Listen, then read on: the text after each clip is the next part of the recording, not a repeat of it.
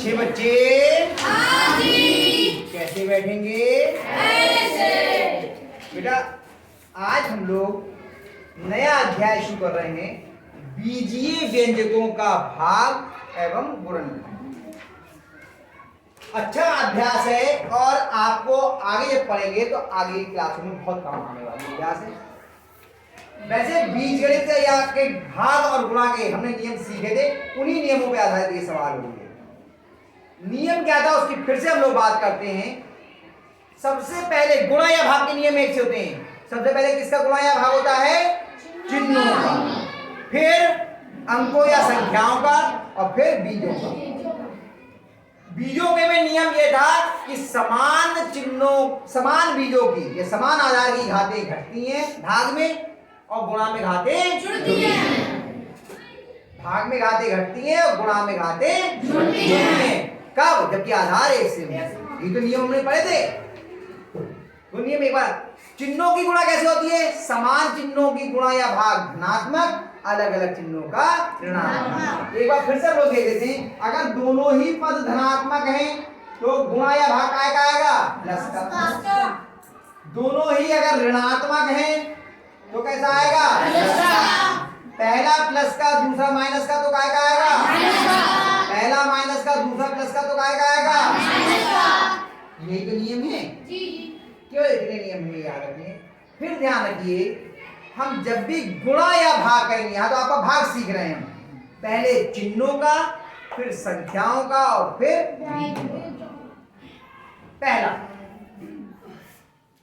पहले सवाल का पहला खंड कितना क्या लिखा है? पहला सवाल क्या है अपना?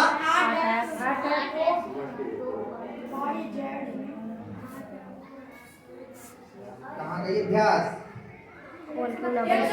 हाँ, भाग दीजिए। पहला नहीं है का, क्या है? 8x पे घात 2 yz को 2xy से। अब चाहे इसे भिन्न के रूप में लिख दो, चाहे भाग का निशान लगा के लिख दो, कोई फर्क नहीं पड़ना है। कैसे लिखेंगे हम? 8x पे घात 2 yz बटे 2xy। पहले चिन्हों का, ये धनात्मक है या ऋणात्मक? धनात्मक। और ये धनात्मक। दोनों ही धनात्मक हो गए तो बताओ चिन्ह काय का आएगा? फिर अंकों या संख्याओं का, 2 है इधर संख्या, इधर कितनी है? 8। 2 से इसे हर से तो भाग किया जाता है। 2 से 8 को भाग के कितने बार गए? 4। अब बीजों का, समान आधार वाली घटेंगी। x पे घात कितनी है यहाँ पर? और यहाँ कितनी है? 1। तो x पे घात, अभी मैं पूरा लिख के दिखा रहा हूँ, 2 माइनस 1। y पे घात यहाँ कितनी है? 1। और यहाँ कितनी है? 1 माइनस 1। z पे घात यहाँ कितनी है? 1। यहाँ है ही नहीं, शून्य घात भी, तो z ऐसे लिख जाएगा बराबर 4x पे घात 2 में से 1 गया 1, तो लिखी ली जाएगी। और y पे घात कितनी हो गई? 0। z, और 0 घात का मतलब कितना होता है? 1। तो गुणा में है तो उसे लिखने की आवश्यकता नहीं है, मैंने यहाँ पे दिखा दिया, आगे से आप चाहे मत भी लिखना, ठीक है? तो कितना आ जाएगा? 4xz। ये आई बात समझ में? चलिए अगला करते हैं। ख क्या है बोलो? 15x पे घात 2 y पे घात 3 y पे घात 3 में 3x पे घात 2 ये है। कौन करना चाहेगा? आज सुमित जल्दी से तुम्हें मौका ही नहीं मिला हाथ उठाने का। साक्षी देखती रहेगी तो मैं हाथ उठाऊं, तब तक काम बन गया।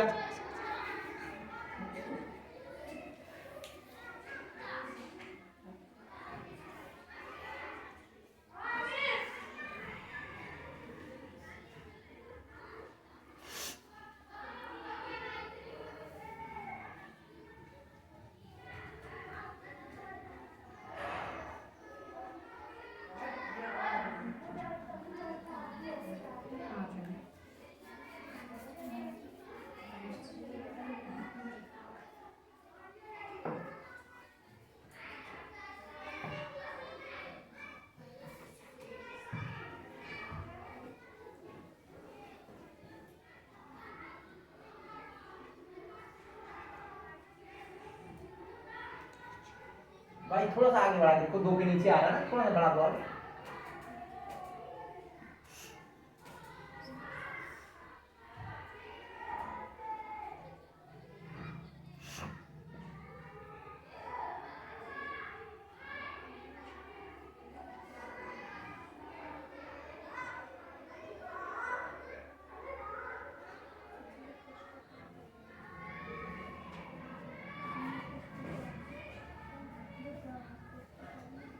बहुत बढ़िया, शाबाश। आया समझ में? देखो यहाँ पे 0 है, x के साथ 0 होगी, 2 में से 2 गया तो वो खत्म हो गया, गुणा के रूप में तो खत्म हो जाएगा। अकेला होता तो 1 लिखना पड़ता, 5 एकम 5 और भाई पेगा 1 है तो लिखी नहीं। आगे समझ में? किसकी समझ में? आरती आया समझ में बेटा? आरती नाम है ना तुम्हारा? आया समझ में? हो गया, समझ में आया? देशपाल अगला सवाल तीसरा गा कितना है? a पे घात 2 माइनस b पे घात 2 किसे? a प्लस बी से। अब यहाँ देखो, यहाँ एक पदीय व्यंजक नहीं है, ये भी द्विपदीय व्यंजक है, ये भी द्विपदीय व्यंजक है। इसको करने की थोड़ी ट्रिक है, इसलिए मैं इसे थोड़ा तरीका बता देता हूँ।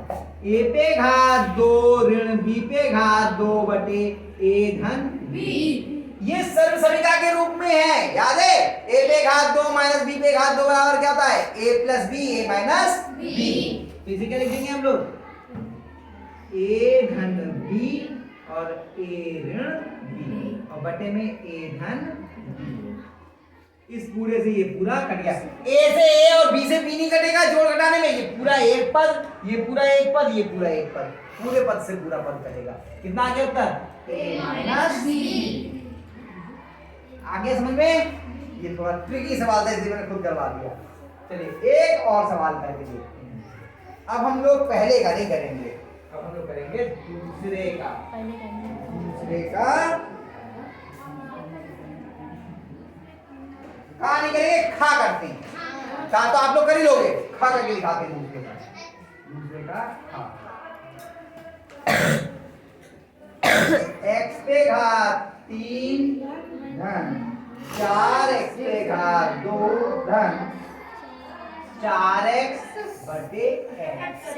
इस सवाल की खासियत समझिए कैसे करेंगे। ऊपर अंश में त्रिपदीय व्यंजक है, 3 पद हैं और नीचे एक पदीय व्यंजक। तो इसका मतलब हुआ इस x से इसको भी भाग करना है, इस x से इसको भी भाग करना है, इस x से इसको भी भाग करना है। 3 पदीय व्यंजक है, जोड़ घटाने का जब निशान है तो उसको तीनों पे अलग अलग भाग कर देना। ये अगले अभ्यास का सवाल है, यही दे दिया गया है, कोई बात नहीं, यहाँ से आगे जब हम अगले अभ्यास में जाएंगे तो इसे और विस्तार से समझेंगे। फिर भी समझ लो, ये एक पदीय व्यंजक नहीं है, 3 पदीय व्यंजक है, उसको एक पदीय व्यंजक से भाग करना है। तो क्या लिखा जाएगा? ये x पे घात 3 बटे x, ये वाला चिन्ह लगा दिए धन 4x पे घात 2 बटे x धन 4x बटे x। दोनों प्लस के, प्लस का आएगा 3 घात में से 1 घात, अब सीधे घटा के लिख देते हैं। 3 घात में से 1 घात की कितनी बची? 2। क्या लिखा जाएगा? x पे घात 2, चिन्ह यहाँ पे प्लस का आया, 4 है, यहाँ 1 है, 1 से 4 को भाग दिया 4 आ गया। x पे घात 2 में से 1 घात की कितनी बची? x पे घात 1 घात लिखी नहीं जाती, धन धन आएगा ना, 1 से 4 को भाग दिया 1 चौक 4 आ गया। x पे घात 1 में से x पे घात 1 गई, कितने बचा? x पे घात, यानी कि मान हो गया 1, 4 एकम 4 आ गया। x पे घात 0 हो गई ना ये यहाँ पर, तो x पे घात 0 का मान कितना होगा? 1। तो 4 की 1 हो गई, 4 एकम 4, यहाँ पे एक बार लिख कर देते हो, x पे घात 0 लिख दो, है ना, बराबर x पे घात 2 धन 4x धन 4 एकम। आगे बात समझ में? अभ्यास खत्म। और क्या एक सवाल बचा है, कौन सा? ये तो छोड़ा है मैंने जान के, लो दूसरे का कहाँ रह गया है? कौन सा बोलो, चलो ना बताओ। कर ले है क्या ये तो बोलो। x पे n पे घात 3, y पे घात 2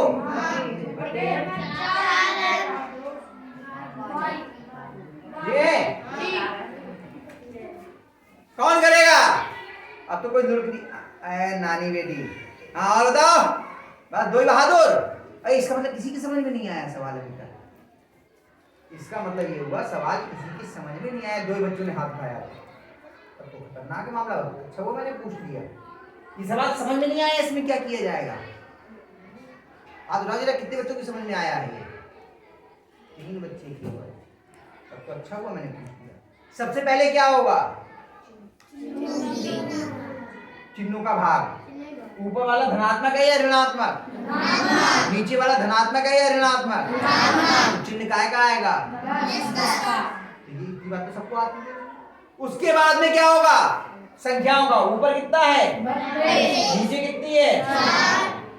साक्षी बताओ कितनी आएगी संख्या? 8। तो क्या इतना नहीं कर पाती? अब यहाँ कितना है? m पे घात 3। हर में m पे घात कितनी है? 2। बताओ देवपति कितनी आएगी m पे घात?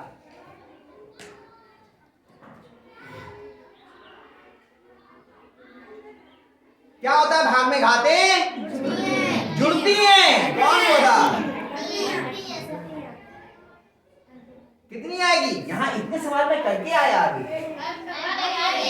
कितनी आएगी? तो एक घात लिखी नहीं आती, m हो गया।